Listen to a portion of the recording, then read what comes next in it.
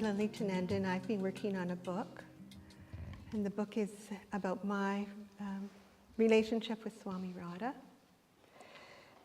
the time I had with her, or just how it all happened. I've chosen tonight to, well, one thing I know about having gone through the process of almost having a book ready is that it's become my memory bank. And there's so many surprisingly wonderful things that I might have forgotten if I hadn't done my diary. And even when I just do little bits, there's a sense of what was happening. And it's interesting that I found my grandmother's diaries, and there's those little books of 5-year diary and the little tiny lines. And every day she wrote down what happened, from the weather to whether she went to the theater or the town or bought her groceries or planted her plants. Like, there's these little treasures, and they're just little tiny bits, but I get a sense of her whole life and the cycles of it. And I know that my mother is losing her memory because of Alzheimer's, and how that is so sad for her that she can't remember things.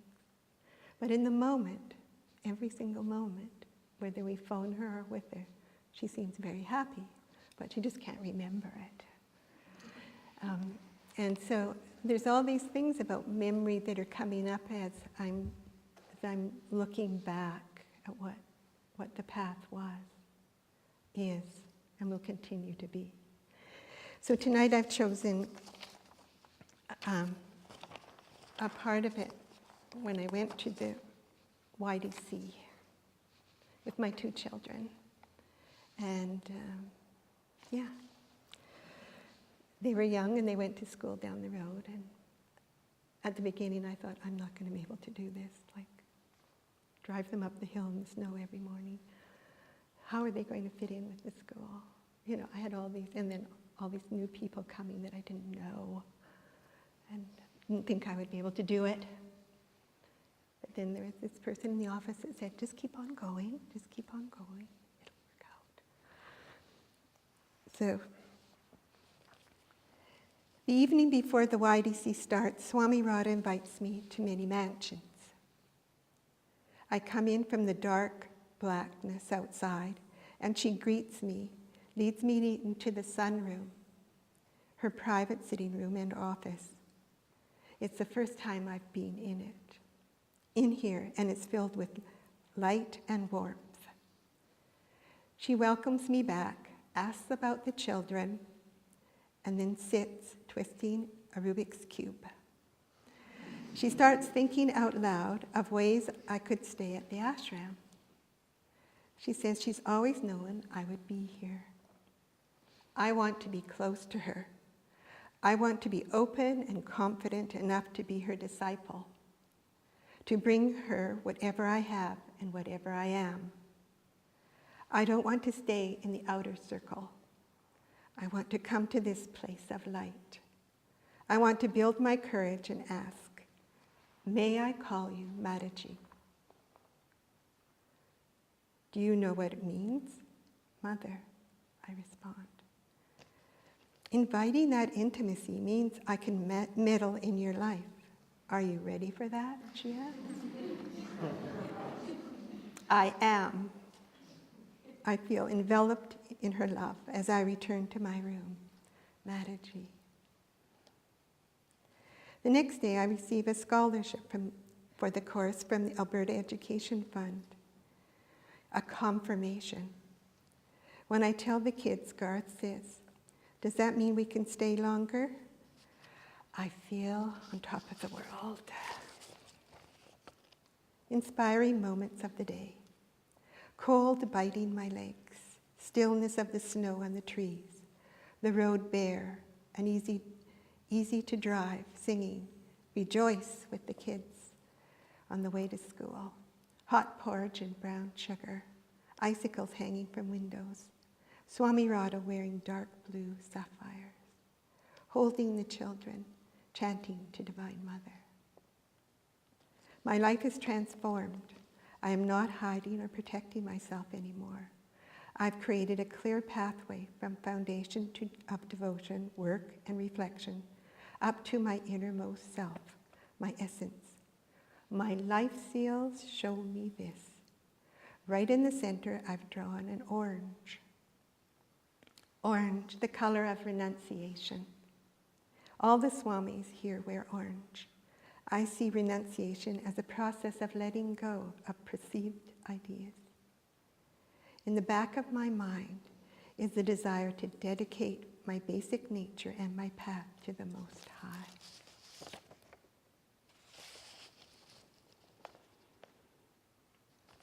Now let me see, where am I?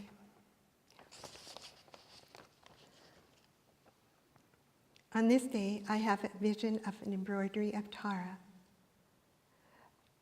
I make a pact with the divine. I believe if I receive an embroidered Tara, I will make it as a sign to stay at the ashram as a resident for 2 years. I feel restless and fearful of looking squarely at the question of sannyas, but it keeps coming up for me. This too. Oh no, I'm practicing. Okay. But it is coming up for me too, this desire to be a Swami. A marvelous sunny day, the anniversary of Mataji's Sannyas Day. I promised myself to sit with her at lunch, if possible, and I do. She talks about selfishness and the divine law, and tells me afterwards that she spoke loudly so the person next to me would get the message. I'm thrilled to be in her confidence and to glimpse her methods. At supper, Mataji asked me to join her at the table filled with February birthday celebrants. A group of Aquarians that includes residents and Swamis. Clea hands out different gifts that Mataji has given each of us. When I open my small box, I find a few rice kernels. She tells me that they are from her own sannyas initiation and should be kept on my altar. And there is a photograph of Tara, which she embroidered herself. An embroidered Tara. That's the promise sign for my 2-year stay. What an auspicious day. I feel like I'm in 7th heaven. I seem to go to these different places. A month later, I have another conversation with Swami Radha, and she brainstorms numerous ideas for earning money. That's so I could stay. Then she questions my direction. What do you think you need, she asks. I need time at the ashram.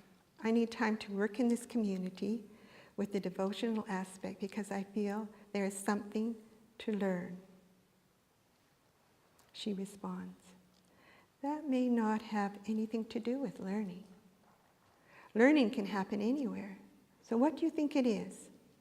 What do you need that the ashram can give you? I would say it has to do with Divine Mother. So you need the devotion, the nourishment, the atmosphere, the conversation. Because the conversations here may go to worldly affairs, but they always come back to the spiritual.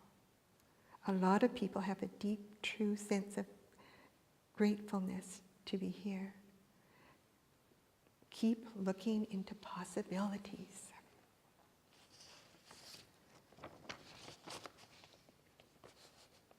What is my relationship with Mataji?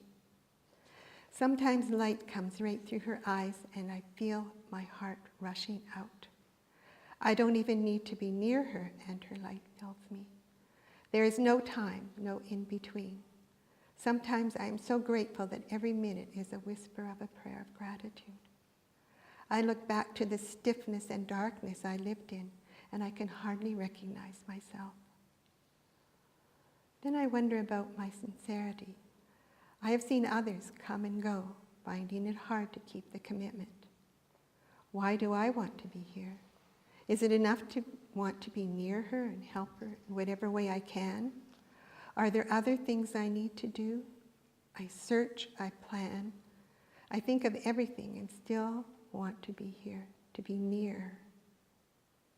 So I say to Divine Mother that if it isn't possible, make the desire go away or give me the strength to overcome whatever stands in my way.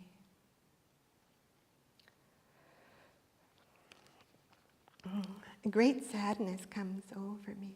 I have no money. The house will not sell by September. And even if it did, it's not enough. We will have to leave. Nothing is going according to my plan. But the source of my security is in the divine plan. Knowing what comes up is best for me. How can I stay connected with the light in myself?